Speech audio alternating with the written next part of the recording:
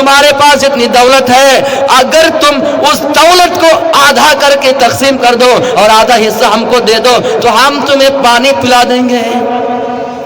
اب وہ بادشاہ کیا کرے گا میرے پیارے ساتھیوں؟ جان چلی جا رہی ہے, دور تک پانی نہیں ہے اور وہ انسان پانی کا پیالہ لے کر کھڑا ہے. وہ بادشاہ کہتا ہے ٹھیک ہے, جان بچانا منظور ہے, ہم اپنی جان بچا لیتے ہیں, لے لینا آدھی سلطنت, لے لینا آدھا حصہ.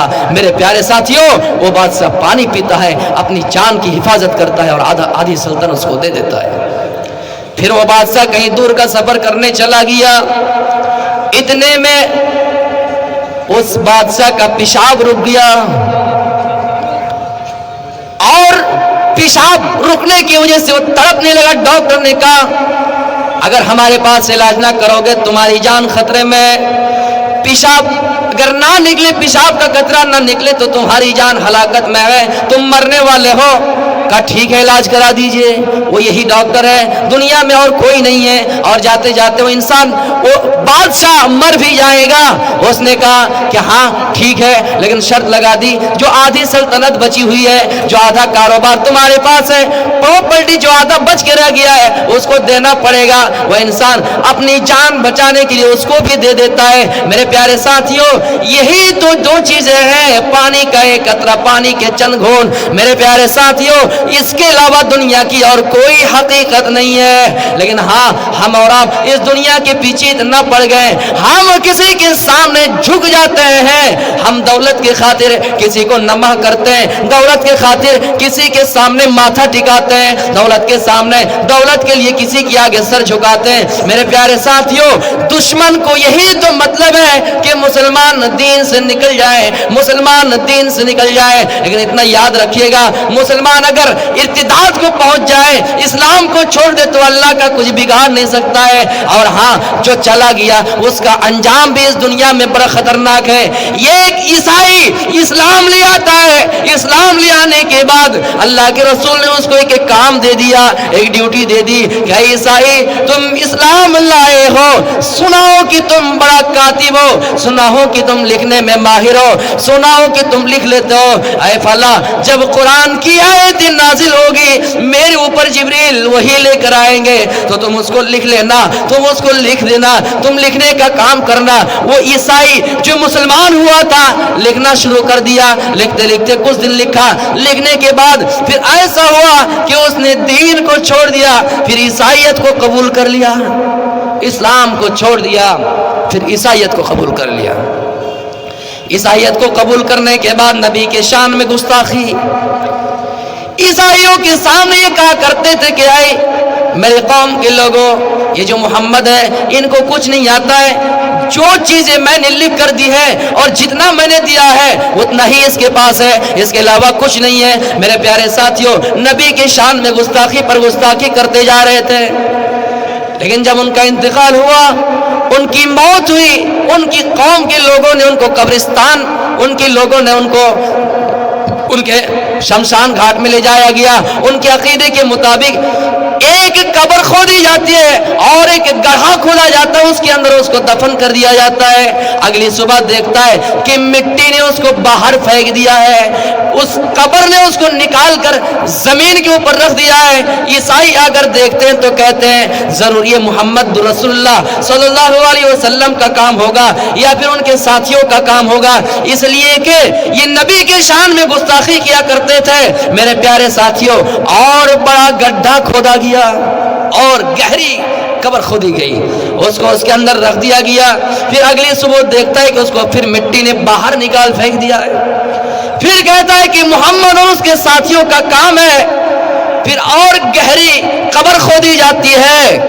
میرے پیارے ساتھیوں, پھر اس کے اندر اس کو رکھا جاتا ہے. پھر دیکھتا ہے کہ اس کو باہر نکال دیا گیا ہے. تو وہ لوگ سمجھ گئے نہیں نہیں, یہ محمد رسول اللہ صلی اللہ علیہ وسلم اور ان کے ساتھیوں کا کام نہیں ہے, ضرور انہوں نے نبی کے شان میں گستاخی کی ہے, اس لیے دنیا میں یہ انجام ان کا ہو رہا ہے, یہ عذاب ان کو دنیا میں ہی ہے. پھر اس کو اسی جگہ پہ یوں ہی چھوڑ کر چلا آتا ہے.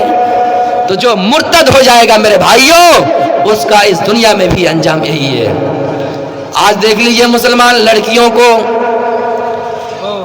اسی بہانے میں رشتہ پیار اور शादी का झांसा देकर अपने फेवर में किया जाता है, चंद साल उससे मोहब्बत करते हैं, मोहब्बत जब होती है उनके रस्म के मुताबिक शादी भी कर लिए जाते हैं, शादी भी हो जाती है। कुछ दिन रहने के बाद फिर उसको ये कहता है कि हम तुम अपने पास नहीं रखेंगे। मेरे प्यारे साथियों, इसका मतलब ये होता है, ये प्यार नहीं, ये मोहब्बत नहीं है। और मेरी मुसलमान बहनों, स्कूलों और कॉलेजों में पढ़ने वालों, यूनिवर्सिटियों में पढ़ने वालों, आज तुम्हारे दुश्मन को तुमसे प्यार नहीं, तुमसे मतलब नहीं, तुमसे मोहब्बत नहीं, वो यही चाहते कि तुम दीन से निकल जाओ और मुर्तद हो जाओ। दुनिया की मोहब्बत के पीछे पड़ के, दुनिया की मोहब्बत के पीछे पड़ के अगर तुम मुर्तद हो गए तो इस दुनिया में भी तुम्हें कामयाबी नहीं और उस दुनिया में भी तुम्हें जहन्नम मिलेंगे, जन्नत तुम देख नहीं सकते हो। क्योंकि मुर्तद की सजा तो ये है कि इसको दुनिया में कत्ल कर दिए जाए।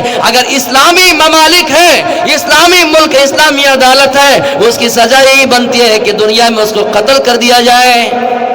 मन बदला दीनहु फक्तुलू, अगर किसी ने अपने दीन को बदल लिया, इस्लाम को छोड़ बैठा, उसकी सजा ये, अगर इस्लामी अदालत है उसकी गर्दन उड़ा दी जाए, उसको कत्ल कर दिया जाए।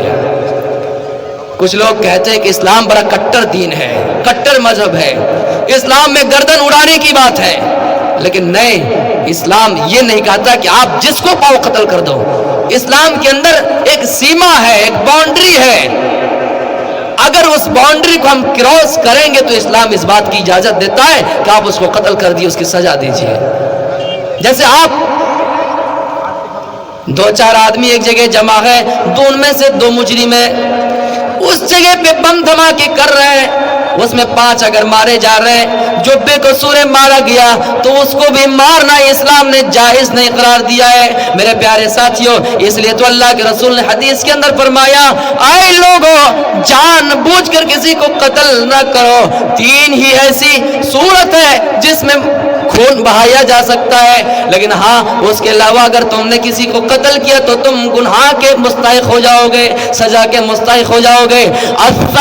अज़्ज़ानी, अगर शादीशुदा कोई मर्द है, कोई औरत है, अगर जिना करता है तो उसको इस्लाम ने ये सजा दी है, उसको कत्ल कर दिया जाए। अन्नफ्सु बिन्नफ्स, अगर कोई इंसान किसी को कत्ल करता है तो कत्ल के बदले में उसका भी क़िसास लेना जायज है, बदले में उसको भी मारना जायज है। अगर कोई इस्लाम ले आता है, इस्लाम लाने के बाद अगर पलट जाता है, दीन को छोड़ देता है, उसको कत्ल करने की इजाजत है। उसके अलावा किसी को मारने की, कत्ल करने की इजाजत नहीं है, परमिशन नहीं है। ऐ मेरे प्यारे साथियों, अगर कोई इस्लाम के बारे में ये कहता है कि गर्दन उड़ाने का हुक्म है, इस्लाम तो अदालत की बात करता है, इस्लाम तो इंसाफ की बात करता है। हालिया में आपने अरब की सरजमीन पर देखा, वहां पर लोगों ने किस तरह भीड़ जमाई उसको बचाने के लिए, लेकिन जो कानून है वो अपनी जगह पे है और उसको मार दिया जाता है, उसकी गर्दन उड़ा दी जाती है। ये तो हमारा मुल्क है कि बिल्किस बानो के साथ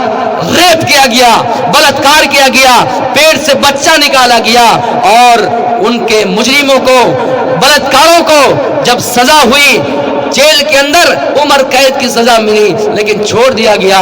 और जब छोड़ा तो इतना ही बस नहीं किया, बेशर्मी की भी कुछ हद होती है। जब जेल से बाहर आया तो उन मुजरिमों के लिए, उन पापियों के लिए, उनकी रिहाइयों में, उनकी खुशियों के लिए मिठाई भी तकसीम किए गए। मेरे प्यारे साथियों, कितने ऐसे बिल्किस बानो है जो जमीन में तड़पती है, कितने ऐसे निर्भया है जो आसमानों में चीखती है। इस्लाम यही कहता है, चाहे निर्भया हो या बिल्किस बानो हो, तुम्हारी नजर में वो एक बेटी है, उसकी इज्जत से उछलना, उसकी इज्जत से खेलना जायज नहीं है। ये इस्लाम आपको इजाजत नहीं देता है। मेरे प्यारे साथियों, सच्चाई को, इस्लाम की सच्चाई को मंजर आम पर लाइए, दुनिया की मोहब्बत को छोड़िए।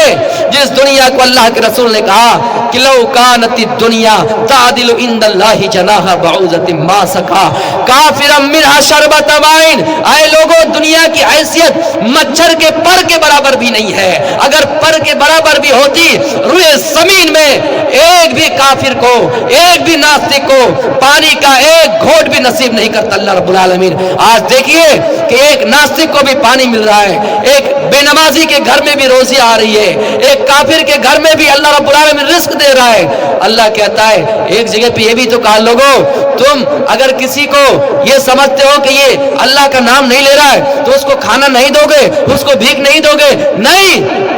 इतने लोग हैं दुनिया में, अगर देखा जाए तो 90% लोग ऐसे हैं जो अल्लाह की सही तरीके से इबादत नहीं करते हैं, लेकिन अल्लाह रब्बुल आलमीन उसको भी रिस्क दे रहा है। तो मेरे प्यारे साथियों, दुनिया की मिसाल वैसी है जैसे कोई इंसान समंदर के अंदर अपनी उंगली को डाले या सुई को डाले, सुई से जितना पानी आ गया, जितनी बूंदे आ गई, जितना खतरा आ गया, उस सुई में लगने वाला पानी, उसकी बूंदे, इस दुनिया की हकीकत है। जितना पानी बच के रह गया ये आखिरत की जिंदगी है। इसलिए तो अल्लाह के रसूल ने फरमाया, लोगों दुनिया की जिंदगी को तरजीह ना दो, आखिरत की तैयारी करो। इस दुनिया की कोई वैल्यू नहीं है, ये दुनिया मरी हुई बकरी है। ये दुनिया कितनी बड़ी है, साइंस की नजर में 2-4 मिनट सुन लीजिए, उसके बाद मैं अपनी तकरीर को खत्म करूंगा।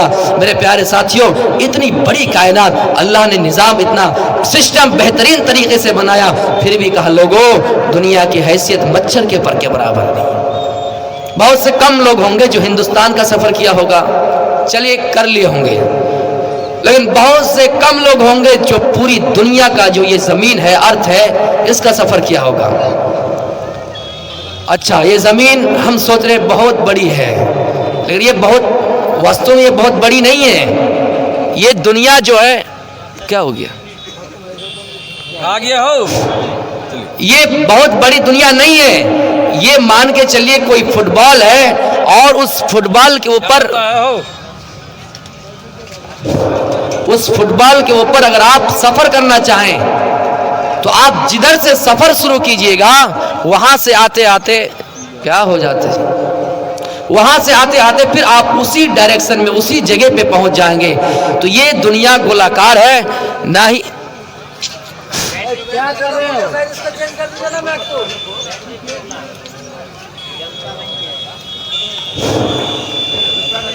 तो मेरे